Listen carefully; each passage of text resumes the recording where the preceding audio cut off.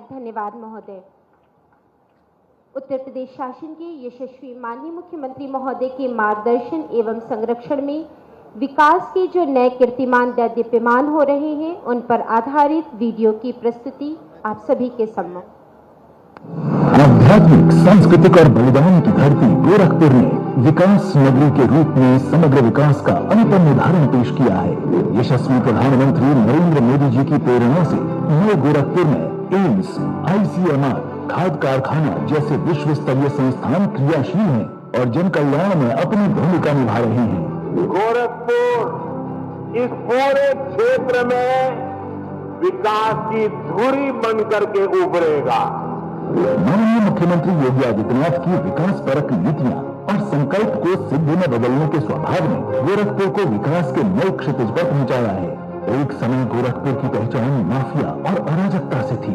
समय बदला तो माननीय मुख्यमंत्री योगी आदित्यनाथ जी के नेतृत्व में गोरखपुर की पहचान बदल गई। अब गोरखपुर अव्यवस्था के लिए नहीं, सस्टेनेबल डेवलपमेंट के लिए देश में जाना जाता है।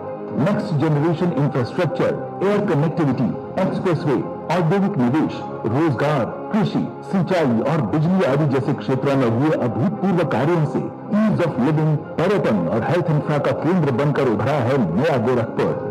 चिकित्सा तंत्र में सतत प्रगति से पूर्वी उत्तर प्रदेश में AES, JE जैसी जानलेवा बीमारियों से होने वाली मृत्यु दर में रिकॉर्ड 98% की कमी हुई है। तो जीनोम सीक्वेंसिंग की सुविधा उपलब्ध होने से दिल्ली और पुणे की लैब जाने की निर्भरता खत्म हुई। एक ओर शिक्षा और चिकित्सा के आधुनिक संस्थान गोरखपुर में संचालित हुए हैं, तो वहीं दूसरी ओर प्लास्टिक पार्क, फ्लैटेड फैक्ट्री और गारमेंट पार्क से मैन्युफैक्चरिंग हब बना है नया गोरखपुर। औद्योगिक गलियारा, औद्योगिक टाउनशिप, व्यावसायिक एवं आवासीय परियोजनाओं ने गोरखपुर की सस्टेनेबल डेवलपमेंट को दी है नई पहचान। नए भारत के, नए उत्तर प्रदेश के, नए गोरखपुर के रूप में स्थापित करने का जो एक सपना गोरखपुर के लिए देखा है, उस सपने को साकार करने का एक अवसर है आज का ये आयोजन। नए उत्तर प्रदेश के नए गोरखपुर में महिला PSC बटालियन की स्थापना का कार्य प्रगति पर है, तो बेहतर कानून व्यवस्था के क्षेत्र में भी गोरखपुर ने प्रस्तुत किए हैं नए उदाहरण। महायोगी गुरु गोरखनाथ की पावन नगरी गोरखपुर के समग्र विकास की श्रृंखला में माननीय मुख्यमंत्री जी के कर कमलों से आज 26वीं वाहिनी PSC के जवानों के लिए 11 मंजिला बैरक टावर का लोकार्पण किया जा रहा है। 12 करोड़ रुपए की लागत से निर्मित इस बैरक टावर में डाइनिंग हॉल, लॉबी, किचन, बरामदा, toilet, lift, staircase, open terrace, recreation hall के साथ ही rain water harvesting, RCC tank, septic tank, विद्युत आपूर्ति हेतु DG सेट, फायर सेफ्टी की व्यवस्था सुनिश्चित की गई है। असीमित संभावनाओं को नए अवसर मिलने से माननीय मुख्यमंत्री जी की कर्मभूमि गोरखपुर नए उत्तर प्रदेश के चहुमुखी विकास का बनी है ब्रांड एम्बेसडर। विकास पथ पर बढ़ता उत्तर प्रदेश नए गोरखपुर को बनाता है विशेष।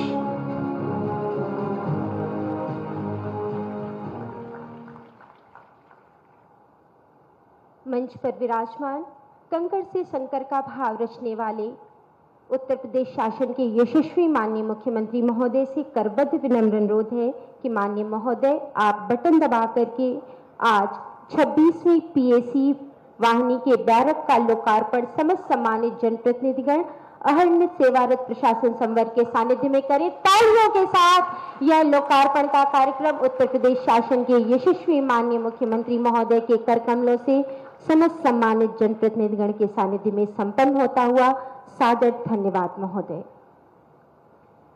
चिंतन जिनका अतिशय पावन नाम, शिव स्वरूप उस सदगुरु को बारंबार प्रणाम।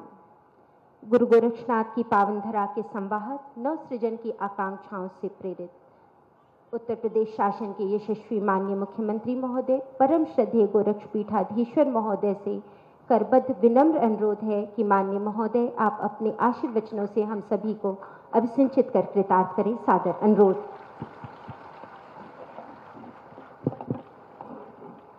भारत माता की, भारत माता की, भारत माता की।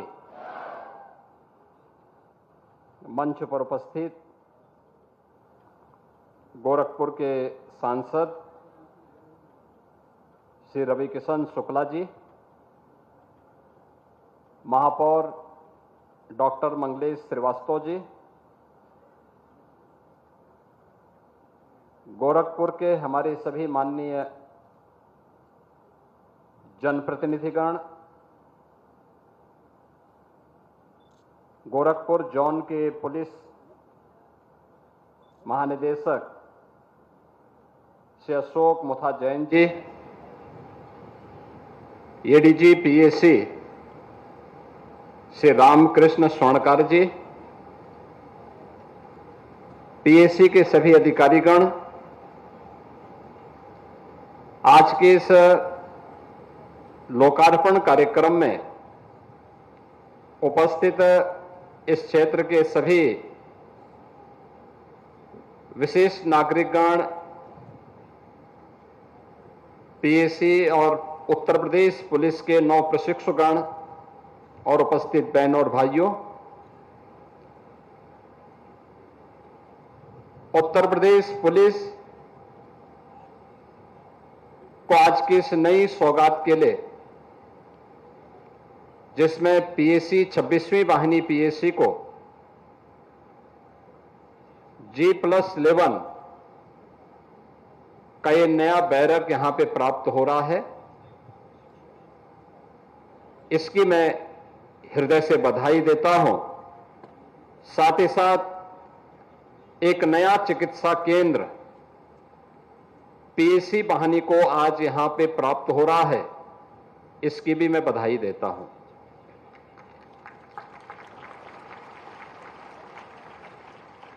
देश के अंदर सेना बाह्य सुरक्षा का दायित्व निभाती है। आंतरिक सुरक्षा के साथ साथ कानून व्यवस्था को बेहतर बनाने के लिए सिविल पुलिस की अत्यंत महत्वपूर्ण भूमिका होती है। जब हम सिविल पुलिस की बात करते हैं तो देश के अंदर सबसे बड़ी आबादी का राज्य उत्तर प्रदेश लगातार पुलिस बल में सिविल पुलिस की कमी की चुनौतियों से जूझ रहा था। आज से 8 वर्ष पहले उत्तर प्रदेश जैसे राज्य में शांति की कल्पना कोई कर भी नहीं सकता था। एक सपना था। कारण था तब उत्तर प्रदेश पुलिस बल में लाखों की संख्या में पुलिस कार्मिकों के पद खाली थे, लेकिन नियत का भाव, सही नियत न होने के नाते तत्कालीन सरकारें पारदर्शी भर्ती की प्रक्रिया को पूरा नहीं कर पा रही थी। परिणाम था उत्तर प्रदेश के नौजवानों को भटकने के लिए मजबूर होना पड़ रहा था। जब भी वे पुलिस की भर्ती निकालते थे, कुछ ना कुछ ऐसी खामी छोड़ते थे जो बेईमानी और भ्रष्टाचार को बढ़ावा दे, और बाद में न्यायालय उसमें रोक लगाती थी। मुझे बताते हुए प्रसन्नता है कि हमारी सरकार ने पिछले 8 वर्ष में 2,16,000 पुलिस कार्मिकों की भर्ती की। 2,16,000 पुलिस कार्मिकों की सफलतापूर्वक भर्ती करने के साथ ही अभी हाल ही में 60,244 देश ही नहीं, ये दुनिया की सबसे बड़ी भर्ती है, और सबसे बड़ी भर्ती की प्रक्रिया को सफलतापूर्वक संपन्न करने किसी भी व्यक्ति को सिफारिश की नौबत नहीं आई पड़ी। किसी भी प्रकार से किसी भी स्तर पर भ्रष्टाचार की कोई गुंजाइश नहीं थी, और अगर किसी ने दुस्साहस किया तो सख्ती के साथ उससे निपटने का काम सरकार ने किया। परिणाम था कि आज उत्तर प्रदेश पुलिस बल में हम लोगों ने एक साथ 60,244 को मिलाकर के 2,16,000 पुलिस की भर्ती की प्रक्रिया पिछले 8 वर्षों में संपन्न करके देश के अंदर भी और दुनिया के अंदर भी एक रिकॉर्ड स्थापित किया है। मुझे याद है आज से 8 वर्ष पहले उत्तर प्रदेश में पुलिस ट्रेनिंग की क्षमता केवल 3000 थी और आज ये 60,200 पुलिस कार्मिक नवप्रशिक्षु एक साथ उत्तर प्रदेश पुलिस के ही प्रशिक्षण केंद्रों में पीएसी वाहिनियों में प्रशिक्षण भी प्राप्त कर रहे हैं।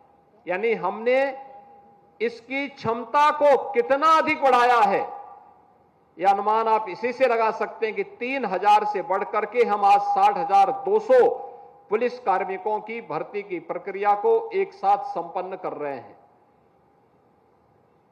मुझे याद है जब मैं मुख्यमंत्री बना था, 2 ही महीने हुए थे, मैं अचानक एक दिन लखनऊ पुलिस लाइन के बैरक का निरीक्षण करने के लिए गया। अचानक जब मैंने वहां बैरक का निरीक्षण किया तो मैं भौचक था। टूटे हुए खपड़ेल के नीचे पुलिस के जवान जैसे तैसे वहां पे रह रहे थे। मेरे पुलिस लाइन में पहुंचने की खबर के बाद डीजीपी और अन्य अधिकारी भी दौड़े दौड़े वहां आए और मैंने उनको उस समय कहा था, मैंने कहा देखो, आज जो हमारी सबसे बड़ी समस्या है वह है उत्तर प्रदेश के सामने परसेप्शन का, बेहतर कानून व्यवस्था का, सुरक्षा का एक बेहतर माहौल बनाने का। इसके लिए हमें पुलिस की भर्ती भी करनी पड़ेगी और पुलिस के अवस्थापना सुविधाओं को भी बढ़ाना पड़ेगा। एक साथ प्रस्ताव तैयार करिए, हर एक पुलिस लाइन में, हर थाने में, हर पीएसी की वाहिनियों में अवस्थापना सुविधाएं इतनी बढ़ाइए कि वहां पे रहने वाले पुलिस कार्मिक जब उन्हें ड्यूटी के बाद अवकाश मिले तो वे जाकर के वहां आराम से रह भी सकें, एक सुरक्षित माहौल में रह सकें। इस प्रकार की एक व्यवस्था बनाइए और आज मुझे प्रसन्नता है उत्तर प्रदेश के अंदर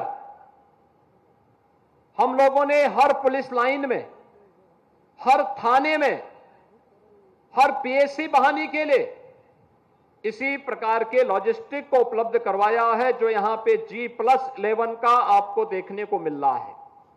और जब मैं जाता हूं, बहुत सारे जनपद ऐसे हैं, उन जनपदों में आप जाएंगे तो उन जनपदों में जो सबसे ऊंची मीनार होगी, सबसे ऊंचा टावर जो आपको देखने को मिलता होगा, वह उत्तर प्रदेश पुलिस का ही बैरक होगा। और उत्तर प्रदेश पुलिस के उस बैरक को देख करके आप अंदाजा लगा सकते हैं कि फलाने जनपद का ये सबसे ऊंचा जो टावर है, ये बिल्डिंग है, यह उत्तर प्रदेश पुलिस के कार्मिकों के लिए जो अवस्थापना सुविधा उत्तर प्रदेश सरकार ने पिछले 8 वर्ष में तय की है, उसी का परिणाम है। बहनों और भाइयों, एक तरफ अवस्थापना सुविधाओं का विकास, दूसरी तरफ पुलिस की भर्ती की पारदर्शी व्यवस्था, और परिणाम वही है जो प्रदेश पहले दंगा प्रदेश माना जाता था। हर जनपद में कोई ना कोई बड़ा माफिया और गुंडा तबाही मचाया हुआ था। आज वही प्रदेश कानून व्यवस्था का एक मानक देश के अंदर प्रस्तुत कर रहा है।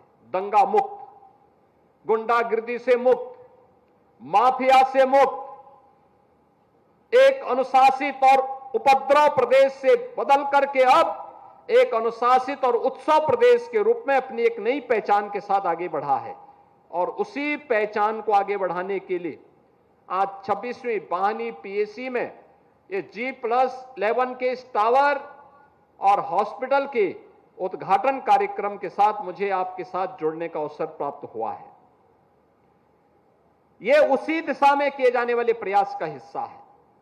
आज उत्तर प्रदेश पर कोई बाहर का व्यक्ति हंस नहीं सकता, कोई व्यक्ति उंगली नहीं उठा सकता, यहां के परसेप्शन के बारे में कोई उंगली नहीं उठा सकता।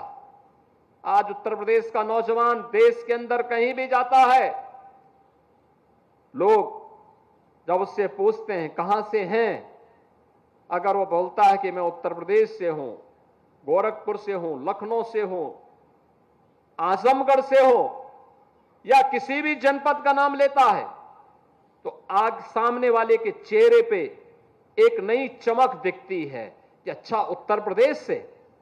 बहनों और भाइयों, 8 वर्ष पहले यह स्थिति नहीं थी।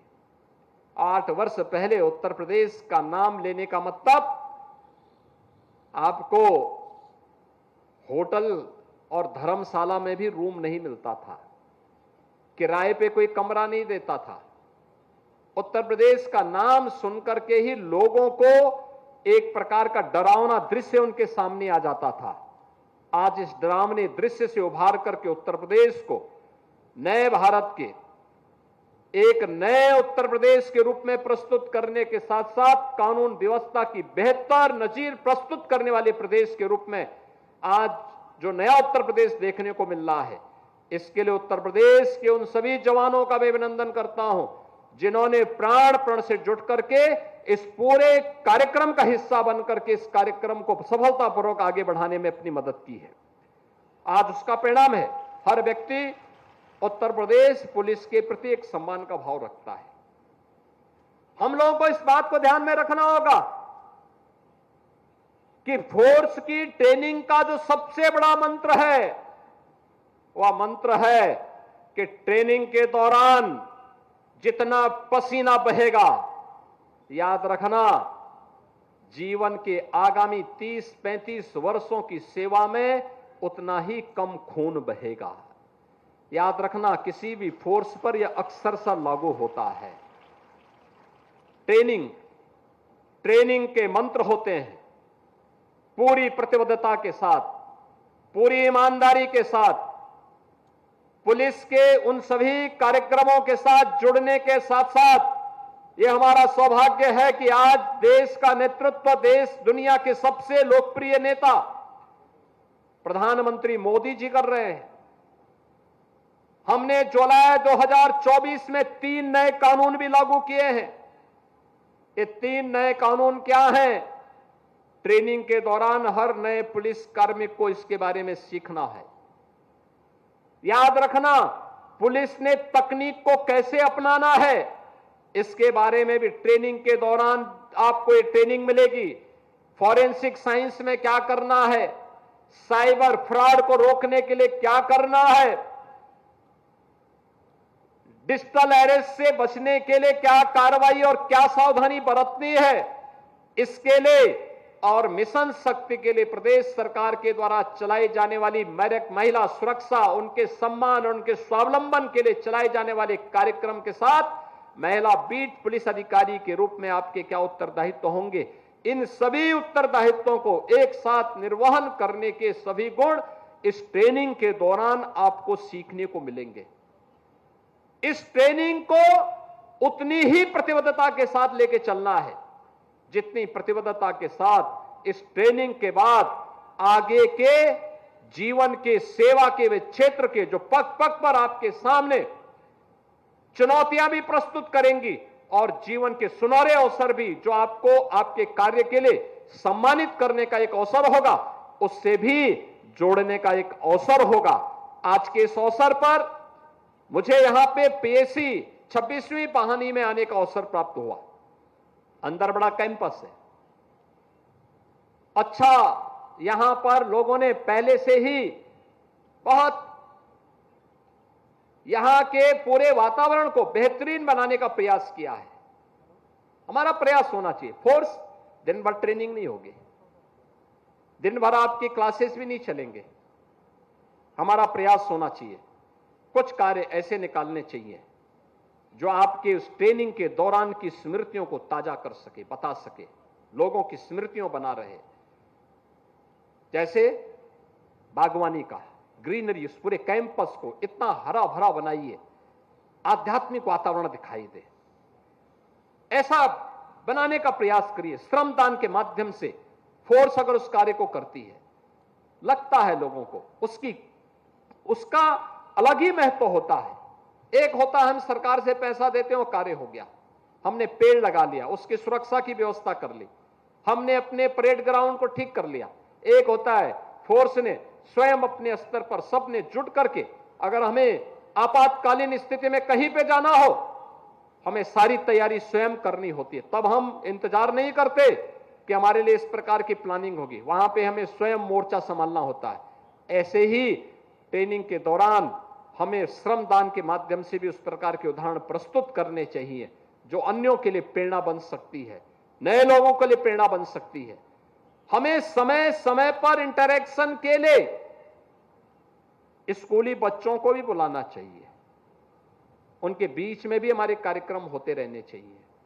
हमें बताना चाहिए हमने क्या किया है, क्या पीएसी बटालियन में, क्या किसी पुलिस लाइन में कोई पुलिस म्यूजियम है, पुलिस के इतिहास के बारे में लोग जाने, ट्रैफिक पार्क के बारे में कोई जानकारी हमने देने का प्रयास किया। अगर हम उनके बारे में बताएंगे, लोग जानकारी लेंगे।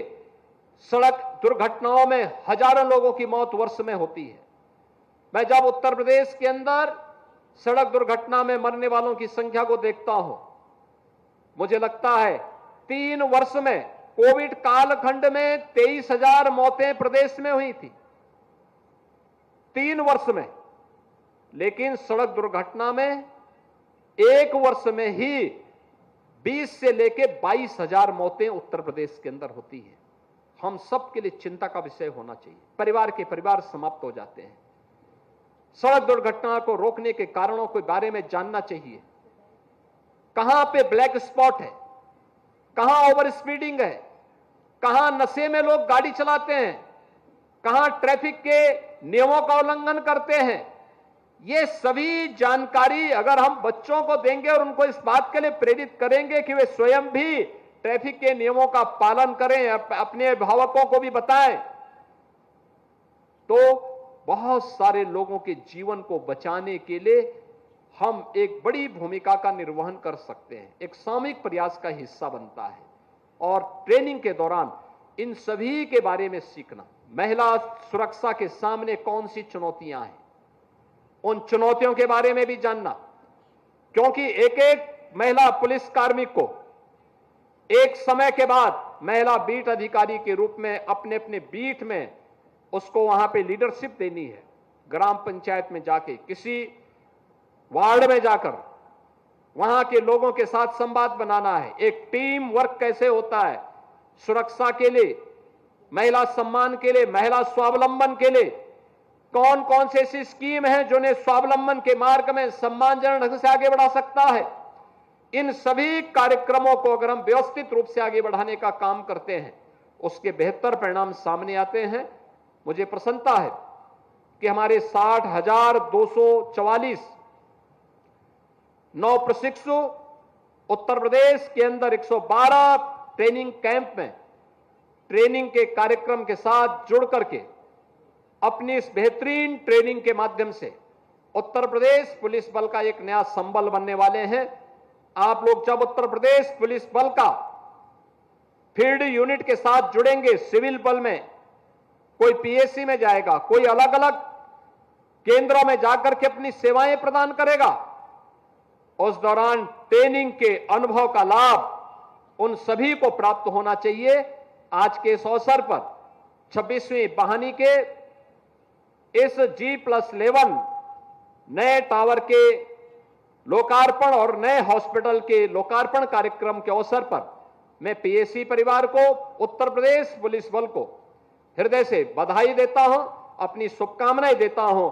और मुझे विश्वास है कि आप सभी लोग उत्तर प्रदेश को सर्वोत्तम प्रदेश बनाने की दिशा में किए जा रहे प्रयास को और प्रभावी ढंग से आगे बढ़ाने का कार्य करेंगे। आप सबके प्रति मेरी मंगलमय शुभकामनाएं हैं। धन्यवाद। जय हिंद।